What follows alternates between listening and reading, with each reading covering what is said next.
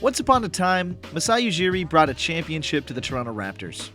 He swindled the San Antonio Spurs for their franchise superstar for a one-year rental that changed the trajectory of both franchises like no one could have predicted. The only problem with that polarizing house of cards is that one of those franchises currently has generational anomaly Victor Wembanyama, and the other one has spottily missed the playoffs 4 times in the last 5 years since their championship back in 2019. So what's Masai's magnum opus? Why is he the king of buying low and selling too late? And since the NBA is very much a business of what have you done for me lately, what are Masai's optics and public image looking like almost 6 years after he hoisted the Larry O'Brien with Kawhi Leonard? To fully understand Masai's philosophy of giving away first-rounders during a rebuild, we have to first look at what kind of trades this man made throughout his career and how it led to the trades he made in the modern NBA. I have a question about a guy for you, JaVale McGee. The kid has huge potential. It probably pops up every time you and your boys play NBA trivia, but Masai used to be an international scout and general manager for the Denver Nuggets. But did you know that prior to that, after playing professionally until about 2002, he was actually a scout for the Orlando Magic after Doc Rivers and John Gabriel were impressed by Gary Brokoff's testimony to Masai's vision? The whole timeline is kind of confusing, so I'll break it down for you. After being Denver's scout for 4 seasons, the Raptors in 2008 brought Ujiri on as an assistant GM for about 2 years. In 2010, however, he went back to the Nuggets as the GM Big Boy Pants this time, and the executive vice president in charge of all basketball operations. This marked the first time an African general manager was named in the history of major American sports. He assembled the Denver roster that won the most games in its franchise's history at the time and won Executive of the Year in 2013, making him the only non-American to win that award.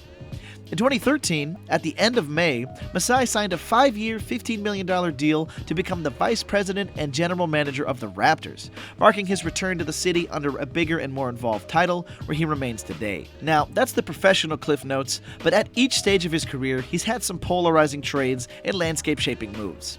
He's been on the side of making home runs, and on the opposite side of the spectrum, he's had some missed opportunities and whiffs in terms of evaluating value in trades, and oh boy, will Raptors fans tell you, he is the epitome of too little too late. He's developed a reputation of making the right trade, just not at the right time. Let's rewind for a second and revisit his history with the Denver Nuggets.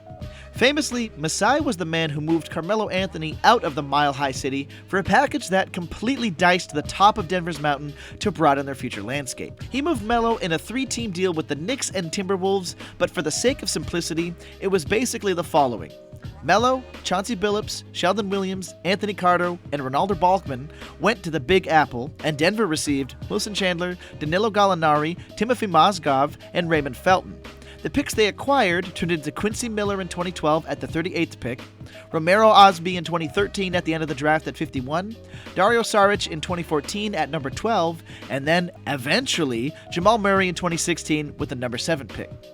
They were also handed $3 million in RuneScape gold for their troubles, but this deal moved a disgruntled star in Melo and set up Denver to have one half of its dynamic duo you see today.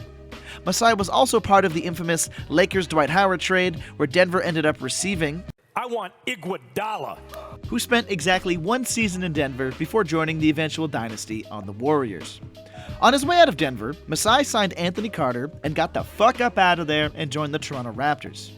With the keys to the franchise, he decided to move on from Bargnani for a collection of players including Marcus Camby and Steve Novak, both players who played under 60 games for Toronto, and the draft picks that he got turned out to be Yona Bolden, who never played for Toronto, and Jakob Poeltl. Masai for the next 3 years pulled off marginal and low-key moves that didn't really ripple Toronto's timeline until 2015, when Masai traded Gravis Vakezis to the Bucks for Norman Powell and a first.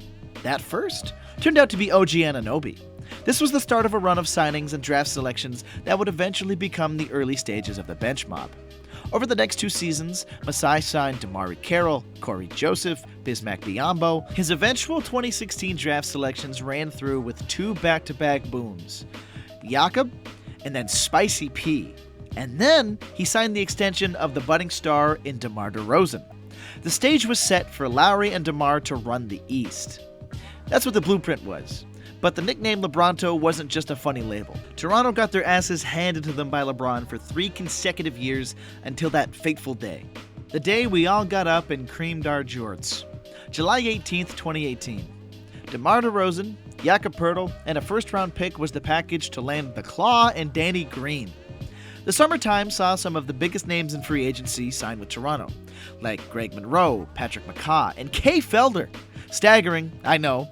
The other shot in the arm turned out to be Marc Gasol. In February, right at the deadline, and all it cost Toronto was Jonas Valanciunas, CJ Miles, and DeLon Wright, the additions of Jody Meeks and Jeremy Lin set Toronto up to be a legitimate contender, and we all know how the 2019 season concluded. Raptors hoist their first championship, parade Kawhi, fun guy, ha ha ha, blah blah blah. I'm not here to do the Mike Korzemba style recap just to show you how Masai got his reputation, because not even 8 weeks after their parade, Kawhi was as good as gone. Now, we'll never know for sure if Toronto was used as leverage in the Paul George trade, because reports were all over the place, but even if we were, Masai had a war chest of covetable assets that could have been used to kickstart a rebuild. Everyone and their grandmother knew that Pascal Siakam as the lead man wasn't going to bring you back to the hallowed ground of NBA royalty, and according to Woj, Toronto could have had both Paul George and Russell Westbrook with the intention of Kawhi staying and re-signing. Now, if this trade happened, it'd likely be Pascal, Freddie, and OG leaving, or a combination of those players plus heavy draft capital, but a trio of Russ, PG, and Kawhi at that time would have fucking ran over the East. I digress, however, as this is the first big asterisk and strike on the Masai didn't pull the trigger fast enough tally that we're going to be keeping as of right now. The following streak marks on the Raptors' underwear were as follows. In the 2020 draft, they selected Malachi Flynn ahead of guys like Desmond Bane and Xavier Tillman.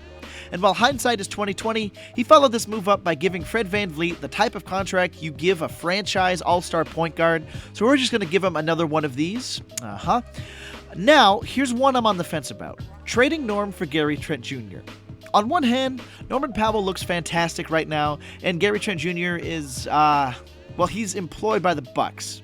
But on the other hand, we weren't going to be bringing out the Brinks truck for Norm, and Gary's upside made sense from a player potential standpoint, so I'm not going to fault Masai for that one. This was followed up by drafting Scotty 2 Hottie in 2021. Good job, Masai. Here's this one for you, little gold star. Oh, but just 2 years later, he traded for Jakob back while including a first rounder. And we're just going to remove that. But if one wishes to be a good noodle, one must behave like a good noodle. I'm a good noodle! I'm a good noodle! But he almost redeemed himself by trading away OG Anunoby to the Knicks for RJ, IQ, and a 2024 second rounder, which turned out to be Jonathan Mogbo. Alright, I guess you can have that back. And then 2 weeks later, he traded Pascal to the Pacers for Bruce Brown, Kira Lewis Jr., Jordan Mora, and draft capital. To signal at least 40 feet from the Big fat meanie. You could have done both of these trades way sooner and for better packages, but I'll just downgrade you to a little star. Now, all we're left with is the Brandon Ingram trade. Look, I get it. He's a former All-Star and a creator we'd need next to Scotty. However, did we really need to include a first-round pick in the middle of a rebuild? Granted, it would probably land somewhere outside the lottery and purely speculatory, but Ingram seems jazzed to be here. But at the end of the day, a first is a first, and Masai yet again decides to move draft capital for a player who doesn't exactly fit the timeline. But I'll just end it with a tally of Masai's general manager sins count at... and sit patiently, waiting with fingers crossed that the Toronto Raptors ping pong balls falls favorably and they end up with the top 3 pick in the tectonic plate shifting collection of players that is the 2025 NBA draft class.